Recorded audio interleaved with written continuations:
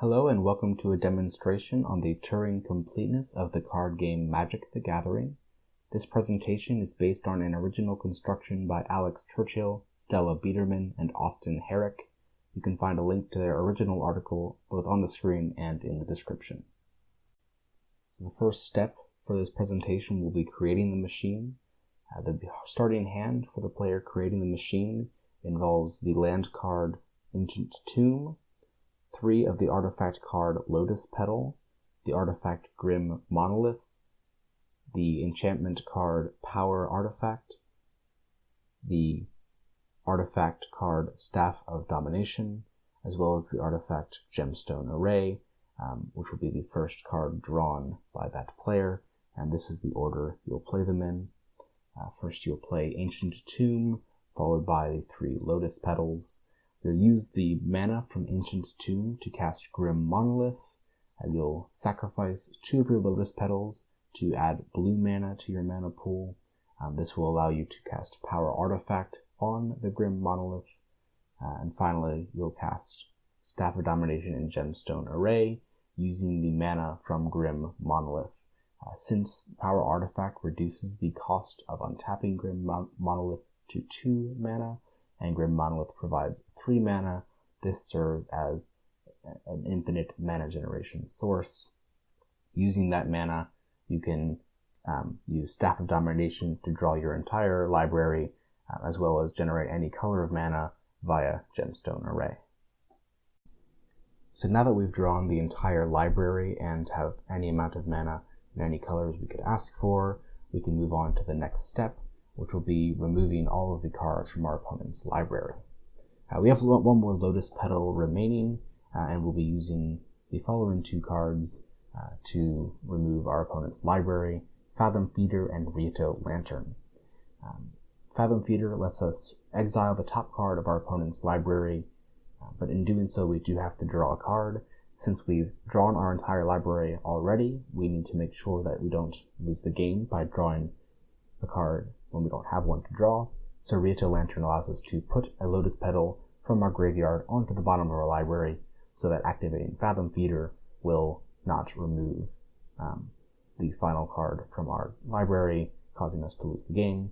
Instead, we'll just exile the top card of our opponent's library repeatedly until they have no more cards in their library. While our opponent no longer has a library, they do have a number of cards in their hand that we'll have to remove as well. In order to do so, we'll use the Planeswalker Karn Liberated, who has a Planeswalker ability to cause target player to exile a card from their hand. Now, Planeswalkers are only able to use one of their abilities per turn, so in order to do this for their entire hand, we'll be using Capsize, which allows us to return Karn Liberated into our hand in order that we might cast it again and use one of their abilities once more. And the unique aspect of Capsize is it has the buyback ability, which means we can pay an additional 3 mana of any color to cause Capsize to go back into our hand after it resolves, meaning we can continue to do this as long as we need to, but in order to exile our opponent's hand. After exiling our opponent's library and hand, they have no more cards with which to utilize, so we're ready to start to create the machine itself. The first thing to do is to get a number of cards into our graveyard. These are going to be very important cards during the actual automation process. However, right now we need them in the graveyard so they're out of our way. So we'll be casting Infest, Coalition Victory, and Soul Snuffers, and they'll come up later once we get to the full completed machine. But for now, we'll get them out of the way. In order to get Soul Snuffers into the graveyard, we'll be using Claws of Gix, which lets us just sacrifice a permanent. So we'll be sacrificing Soul Snuffers in order to gain 1 life. Now at this point, we'll be casting a number of creatures, artifacts, and enchantments that will be vital to the machine's working once everything's set up. So I'll go through these here. The first one is Privileged Position. This card is going to be important to making sure that only a select few targets are valid for our spells later on. There's Mesmeric Orb. There's a specific situation where we need a trigger to take place when a creature becomes untapped. So that's where Mesmeric Orb comes in. The fungus sliver is going to be useful for keeping some of our creatures alive during the automation process.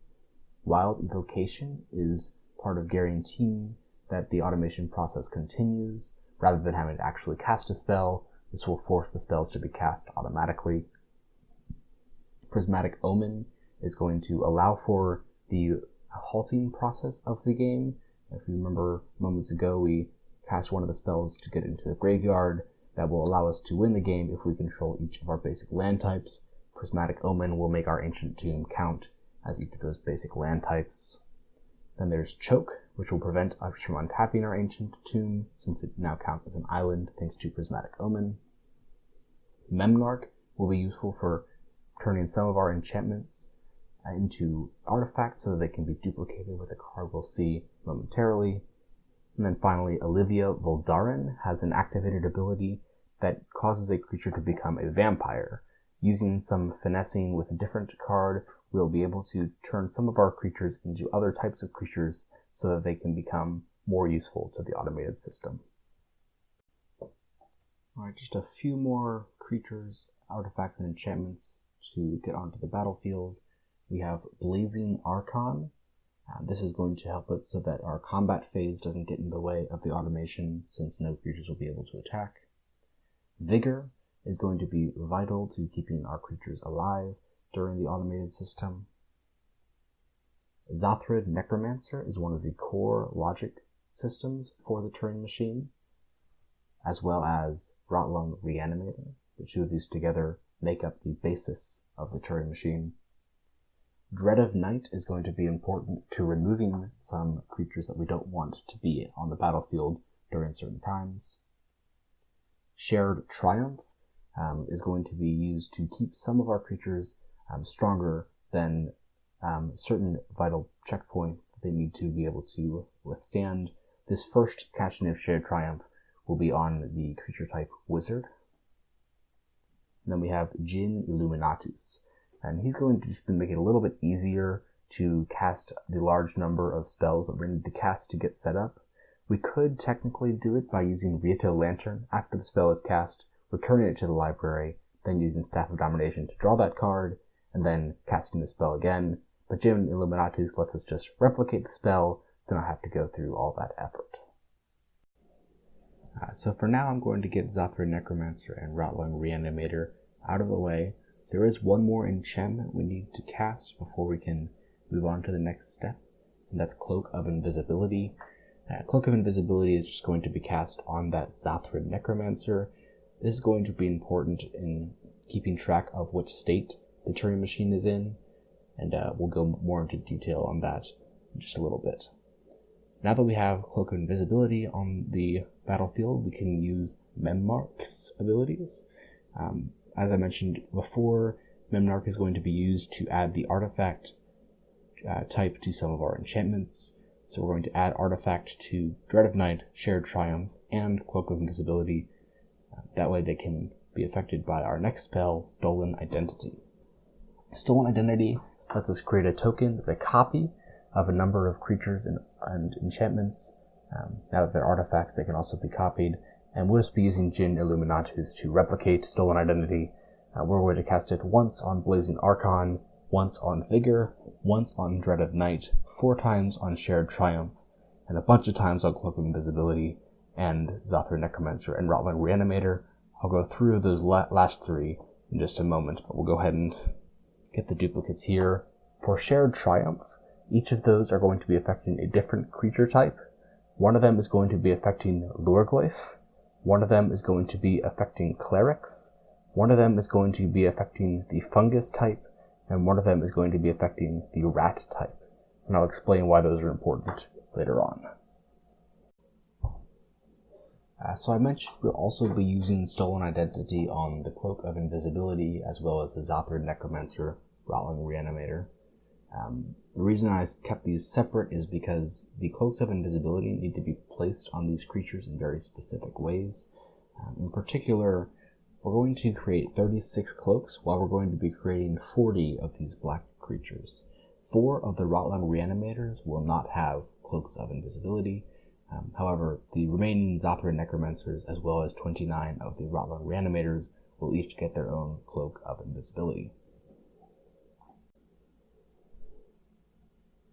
Alright, so for those of you who are familiar with Turing machines, this next part's going to be pretty self-explanatory. I've left some links in the description to give some of you who have not familiarized yourself with Turing machines some resources to kind of get yourselves up to speed. But essentially the next step is going to be creating the tape for the Turing machine to be looking at. And we'll be doing that with Riptide Replicator. Riptide Replicator is able to create creature tokens of very specific types, as well as powers, toughness, and colors. And we'll be using Capsize once again, just to be able to pull Riptide Replicator back into our hand and create it with a different setup each time. The way Riptide Replicator works is we choose a color, a creature type, and we can cast it with any number of mana to give it charge counters. And then when we activate its ability, it creates a creature token of the chosen color with the chosen creature type, as well as power and toughness equal to the number of charge counters.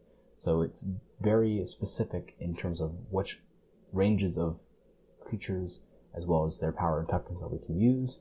And this will be how we be creating that tape that the Turing machine will be looking through. Essentially, the different colors will represent which side of the head of the Turing machine the creatures are on, and the power and toughness will show how far away from the head those cells of the tape reside within. So I'm just going to go ahead and show which creatures we're going to be creating for our specific tape. I chose this tape in particular to demonstrate each of the capabilities of the Turing machine. It's not a specific operation, it's just for the demonstration going to be able to reveal all of the options that the Turing machine has. To start with, we have a 6/6 green Lurgoyf. We have a 5/5 green Rhino, a 4/4 green Rhino, a 3/3 green Kavu, a 2/2 white Sliver, and a 3/3 white Rat. So as I mentioned, the color shows what side of the head we're on. Whenever you're looking at the tape, the creature that is the 2/2 is where the head is currently. So right now the head is looking at the Sliver. Everything to the left of the head is in green, and everything to the right of the head is white. A 3/3 means it's one cell away from the head. So the Kavu and Rat are both one cell away. The Rhino is then at 4, so it's 2 cells away. The next Rhino is at 5, so it's 3 cells away, and so on and so forth. Now the Lurgoyf and Rat have a very special role to play. To start with, we created these two creatures not as 6/6s and 3/3s, but as 5/5s and 2/2s with the Riptide Replicator, because we have a shared triumph affecting these two creature types, meaning they'll assume those higher powers and toughnesses once they're on the battlefield. But also, these creatures actually don't represent a specific cell on the tape. They represent an infinite regression of blank cells beyond the input of the tape. So to the left of that 5/5 Rhino is a series of blank cells, and to the right of the 2/2 Sliver is a series of blank cells. And I'll explain how the mechanism accounts for that once we get towards the automation. Alright, now that we have that tape all set up, we'll go ahead and get that out of the way. The next step is going to be changing some of our cards so that they affect the right types of aspects of the machine. The 3 cards we're going to be using for that are Glamour Die, Artificial Evolution, and Prismatic Lace. Glamour Die lets us change any reference to a color with a reference to a different color. Artificial Evolution lets us do the same for creature types. And Prismatic Lace lets us change the colors of some of our creatures and enchantments so that they're affected by certain things in different ways. And before we start changing all of the cards, we are going to need to cast Cleansing Beam on one of our Zathura Necromancers. This is going to put 2+1/+1 counters on all of our black creatures, which at the moment are just the Zathura Necromancers and Rattling Reanimators. Vigor is what is causing it to get the +1/+1 counters rather than taking the damage. The reason we're going to do this is because with Glamour Die, we're going to be changing Dread of Night to affect all black creatures rather than all white creatures. So now with those +1/+1 counters on the Zathura Necromancers and Rattling Reanimators, that will cancel out the Dread of Night, keeping them as 2/2s. Otherwise, Glamour Die would have killed them off when we did so. We'll also be using Glamour Die on the Zathura Necromancers and Rattling Reanimators. I'll go into what we're going to be doing in particular in just a moment, because it's a little more complex for those two creatures. So we'll get back to that with Glamour Die. Next up is Artificial Evolution. Again, just like Glamour Die, we're going to be using it on Zathura Necromancer and Rattling Reanimator, but also we're going to be using the Artificial Evolution on Fungus Sliver and Olivia Doran. Fungus Sliver will, instead of affecting all Sliver creatures, affect all Incarnation creatures. That's going to keep our Vigors alive during the automation. And we're going to change Olivia Voldaren from creating vampires to creating assembly workers. And this will be important to making sure our triggers affect the right creatures. Finally, we have Prismatic Lace. All this is going to do is change our creatures to be multicolored so that they can be affected by more aspects of the machine. Our Zathura Necromancers and Rattling Reanimators are going to become black, green, white, and red. Our Blazing Archons are going to become white and green. Our Vigor are going to be green and white. And our Fungus Sliver is going to be green and white. And for each of these spells, we're going to be using Jinn Illuminatus once again, just to replicate them so that we don't have to use Rita Lantern and Staff of Domination. Alright, so now for the Zathura Necromancers and Rattling Reanimators, there's a very precise way we have to edit these cards so that they can make the logic for the Turing machine work. To start with, the Zathura Necromancers need to have two categories for them. 4 of them belong to the first state, state 1 of the Turing machine, and 3 of them belong to the second state. And we'll be replacing the instance of human with a specific creature type, as well as the instance of zombie with a specific creature type. And also we'll be replacing the color using Glamour Die with either white or green, depending on which direction the head of the Turing machine will be moving after the trigger takes place. So here you can see the different changes we need to make for State 1 and State 2 Necromancers. Now for the Rattling Reanimators, there are quite a few more of them, so I'll go through them in kind of sections. For the State 1 Reanimators, we have them listed off here, and then here are the State 2 Reanimators.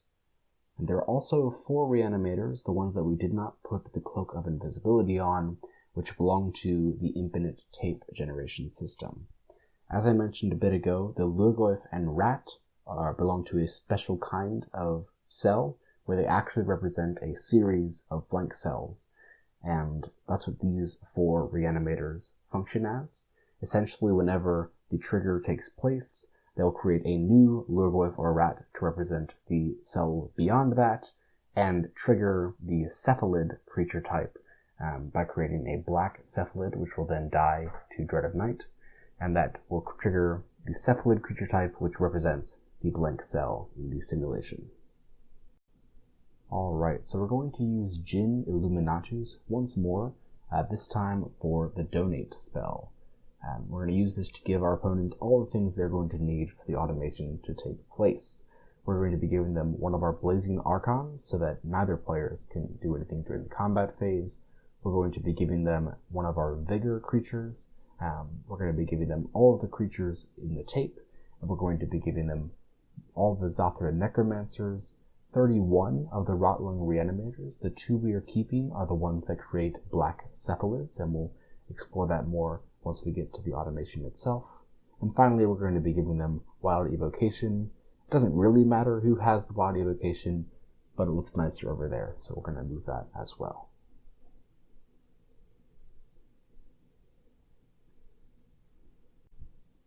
Next up, we have the role of Olivia Doran.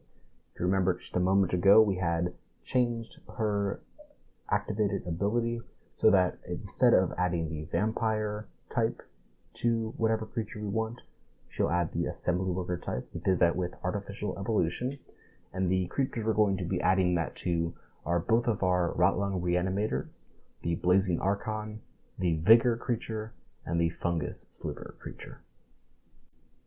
After we've done that, we're going to cast Illusory Gains to gain control of the rat token in the tape. Illusory Gains is going to be the way for our machine to remember what cell it had left previously. Whenever a new creature is created to change that cell, it will be moved over into our control thanks to Illusory Gains. Alright, I'll go ahead and get them out of the way. We got a few more cards we need to give to our opponent, those being this privileged position that I've brought up, as well as the Recycle enchantment. We don't want our opponent to be drawing a card because since we exile their entire library, if they draw a card, they'll lose the game, so we'll have them skip their draw step with Recycle. However, when we play Recycle, we also get the restriction that whenever we play a card, we draw a card. We also have no library at the moment since we had drawn it all earlier with Staff of Domination, so we're going to use Riptide Lantern to get a couple cards into our library so that us drawing cards doesn't cause us to lose the game.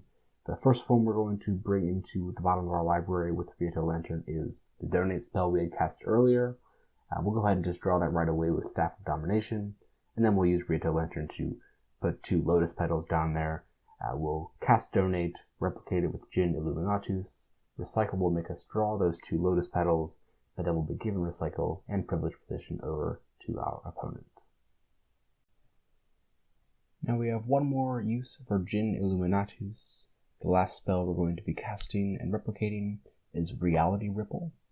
If you remember earlier when we talked about the Zathura Necromancer and Rotlung Reanimator, that they have 2 states that they're being used in. Since they all have Cloaks of Invisibility, they will phase in and out of play at the start of the upkeep of our opponent. The Reality Ripple will let us set half of them to phase out immediately, so that as they phase in and out, either State 1 or State 2 will be active during the automation. So to start off, we're going to Reality Ripple all of the State 1 Zathura Necromancers and the State 1 Rotlung Reanimators. This means that come the first upkeep of our opponent, the State 1s are going to phase back in, so we'll begin our automation in State 1. So most of everything for the automation is finished. All we need to do now is set up our library. So we're going to bring Riptide Lantern out. First of all, we're going to use Riptide Lantern as well as Staff of Domination to get most of our cards from our graveyard into our hand. The 4 we're going to leave in the library need to be in a particular order. That's Infest, Cleansing Beam, Coalition Victory, and Soul Snuffers. 3 of these you'll recognize from the very beginning that I mentioned. We're just going to get them into the graveyard for later.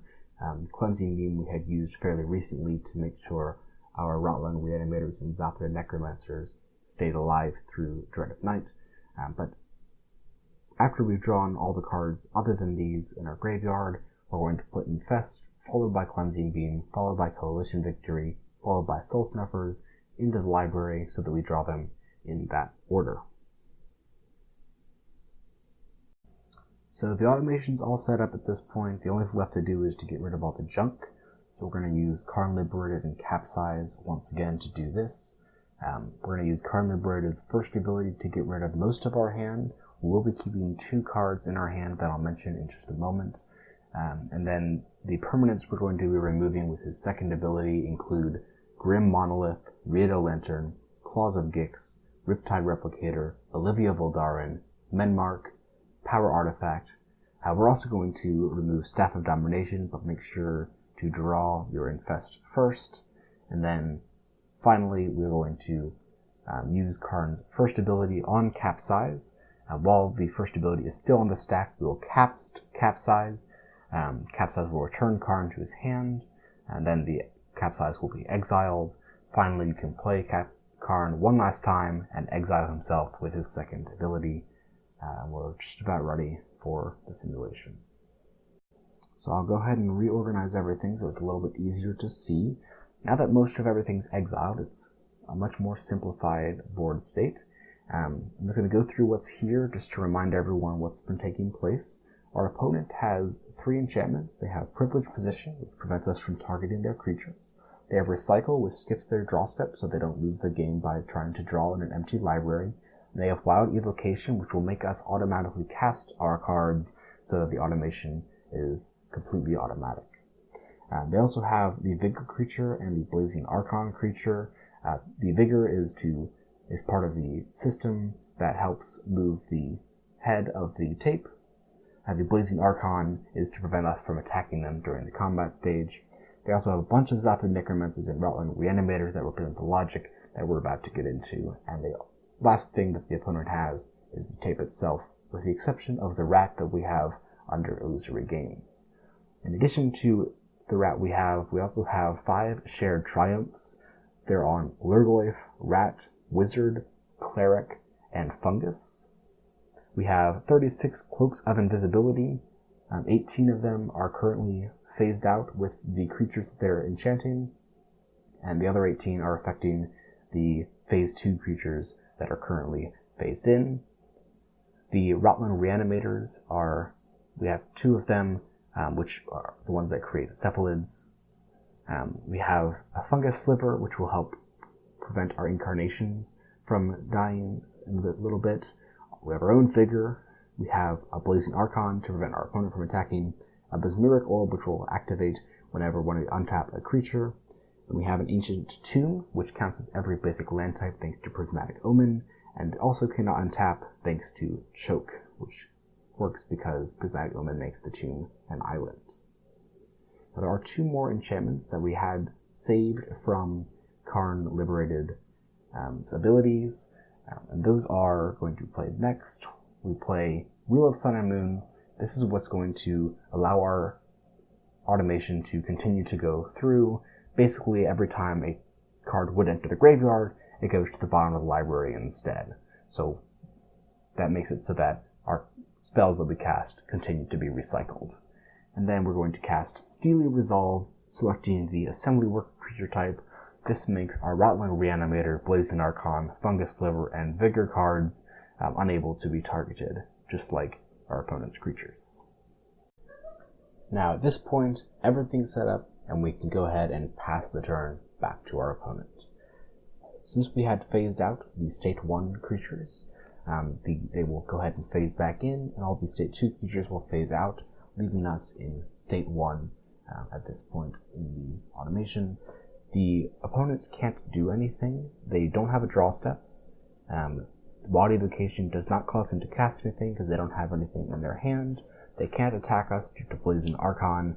They have no activated abilities they can use. They have no land with which to make mana. They're just stuck doing just about nothing until they can pass the turn back to us. As soon as the turn reaches us, during our untap step, we cannot untap Ancient Tomb because of Choke. When Upkeep comes around, Wild Evocation triggers. That will cause us to cast Infest, and that's the first step of the first system that takes place. Infest will give everything -2/-2. And that is part of the reason why we have so many shared triumphs. The fact that shared triumph is on Cleric, and on Wizard, and on Fungus will keep those 3 creatures alive from this Infest. However, the Sliver creature will not be able to stay alive since it doesn't have a shared triumph and is just a 2/2. When Infest kills the Sliver creature, one of the State 1 Riptide Reanimators will trigger, creating a new creature in its place. So go ahead and show that. The Sliver dies. When the new creature is created, it will be taken by Illusory Games, so the rat will return and will get a cephalid. Alright, so after that upkeep casting, I will go ahead and draw the Cleansing Beam for during the draw phase, and then we really can't do anything else during the turn. We have no mana abilities, we have no activated abilities that we can use, and we can't attack because of our opponent's Blazing Archon. So we just go ahead and pass the turn back to our opponent. Their phasing switches again, so we're in state 2 at this point, and they still can't do anything, so they pass back to us. We have nothing to untap, and during our upkeep phase, we cast Cleansing Beam. Now, Privileged Position prevents us from targeting any of our opponent's creatures, and the only creature we have that isn't protected by Steely Resolve is our new Cephalid that we have under Illusory Gains. So the Cleansing Beam will be cast on the Cephalid, which will make it deal 2 damage to Cephalid as well as every other green creature. Just a reminder, the Blazing Archons are green, as well as the Rattling Reanimators and Zathura Necromancers, because we cast Prismatic Lace on them during the setup. Now, Vigor will prevent that damage and instead create +1/+1 counters to each of those creatures. However, it will not create +1/+1 counters for itself, but Fungus Sliver is giving all Incarnation creatures the trait, whenever this creature is dealt damage, put a +1/+1 counter on it. So even though they don't get the 2 +1/+1 counters, thanks to Vigor, the Vigors themselves will get 1 +1/+1 counter placed on them. So this is what the battlefield looks like after those counters have been placed. We'll go ahead and draw for our turn. Not much else we can do, so we'll pass back to our opponent, who will go ahead and have the phasing take place. And once again, they can't do anything. They pass back to us. We can't untap, and our Wild Evocation will cause Coalition Victory to be cast. Now we do have one of each basic land, thanks to Prismatic Omen, but we do not have a creature of each color. So we did not win the game from Coalition Victory, even though we do have black, green, red, and white on our Rattling Reanimator. Since we lack a blue creature, nothing happens when we cast Coalition Victory, so we just pass our turn after drawing our next card, and then we have phasing for our opponent. At this point, our State 2 creatures have come back with their +2/+2, and we have our next card to be cast, which is Soul Snuffers. This will give a -1/-1 counter to every creature on the battlefield. And that will essentially complete the movement of the head of the Turing machine, so it goes to whatever position it's supposed to be at. Also, this helps demonstrate why we needed our Fungus Sliver to be affecting the Vigor, because they only have 1 +1/+1 counter. If they kept getting Soul Snuff each time, they would eventually just get -1/-1 counters until they died, but that 1 +1/+1 counter is enough to keep them alive after the Soul Snuffers. Soul Snuffers adds the counters. We pass the rest of our turn after drawing our next card, and then our opponent phases and passes their turn. As you can see, at this point we're back to where we started. We have our State 1 on our Zathura Necromancers and Rattling Reanimators for our opponent. We have the Infest card back in our hand. However, the Rattling Reanimator on our side of the board, as well as our Fungus Sliver and Blazing Archon, have grown. Our opponent's Blazing Archon has grown, and our Vigor has stayed the same. That's just to demonstrate that these creatures will stay alive throughout the entire simulation. There's nothing that will cause them to die. The State 2 Zathura Necromancers and Rattling Reanimators are actually at +1/+1 now. They'll keep growing as long as we continue in State 1. If we were in State 2, the State 1 creatures would be growing. So that's how that system works on that end. Now, if you look at the tape, it has changed. The Lurgoyf is now a 7/7, the Rhino is a 6/6, the other Rhino is a 5/5, and then we have a 4/4 Kavu, as well as a 3/3 Cephalid. Basically, all those creatures on the left got an extra power and toughness, meaning they're one further away from the head. And that's because we moved to the right, onto the rat cell. The rat is now a 2/2, which shows us that it is part of that cell. So this will demonstrate how the rat works, since it is actually representing a series of blank cells. We'll go ahead and show you what exactly that entails. Once those counters are placed, we'll draw the next card, and we'll have a phasing for our opponent, and here's where we end up. As you can see, we're back to where we started at the beginning of the automation. Our Zathura Necromancers and Rattling Reanimators are in State 1. We have an Infest in our hand. However, the tape itself has changed. The Lurgoyf is now a 7/7, the Rhino are 6/6 and 5/5, the Kabu is a 4/4, and the Cephalid that we just created is a 3/3. This means that our head has moved to the right, since all the green creatures moved one further away. All the ones on the left are further away, so the head must have moved to the right, and in this case, it moved onto the rat token, since that is the 2/2. You can also notice that our Rotling Reanimator and Fungus Sliver, as well as both Blazing Archons, have +1/+1 on them. Every time we get through a cycle of the machine, they'll continue to grow. The same is true for the State 2 Zathura Necromancer and Rotling Reanimators. They've also gained +1/+1.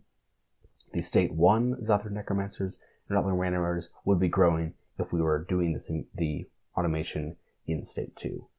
So basically every other creature will just grow and grow and grow, except for the Vigor. They'll stay as they are, since they're only getting one counter from the Fungus Sliver. So at this point, I'll be able to show you what I meant earlier when I talked about the Lurgoyf and the rat actually representing a large series of blank spaces. The rat is currently where the head is facing, since that's the 2/2 that the infest is going to kill, but when the rat dies, there's actually two triggers that take place that are part of that infinite tape generator group that I talked about at the beginning. Our Rotling Reanimator will trigger first and enter the stack, and then followed by our opponents, which means they'll take reverse order. Our opponent's one will take effect first, creating a new rat, releasing the Cephalid, and putting the rat under illusory gains. Then our Rotling Reanimator will trigger, and that will create a 2/2 black Cephalid. Now this 2/2 black Cephalid will immediately die to Dread of Night, since there's two cases of the black creatures getting -1/-1. When this Cephalid dies, the same triggers that would normally take place if a Cephalid died will take place on our opponent's side of the battlefield. So that's how the rat is able to basically serve as a Cephalid without having to be a Cephalid, so it can be a single creature that represents a large range of creatures. When this Cephalid dies, the new creature will be created, which is actually a 2/2 white sliver, and the rat will be returned back to the opponent's side of the battlefield. So after that, we go through the normal phases. We draw a card, opponent phases, we're left with Cleansing Beam. We cast Cleansing Beam on Sliver. That will affect all the white creatures this time, +2/+2 across all those creatures. Draw a Coalition Victory, have phasing take place. We don't win the game from Coalition Victory because we don't have a blue creature. Back to Soul Snuffers, -1/-1 across the board, and we're back to our original state. In this case, as you can see, we have a new cell that's represented in our tape. The blank cell that we had entered with the rat is now represented by a 2/2 sliver, which then became a 3/3 sliver when we moved to the left. That means the rat is a 4/4, it's 2 spaces away from us, because we're aiming at the 2/2 green Cephalid.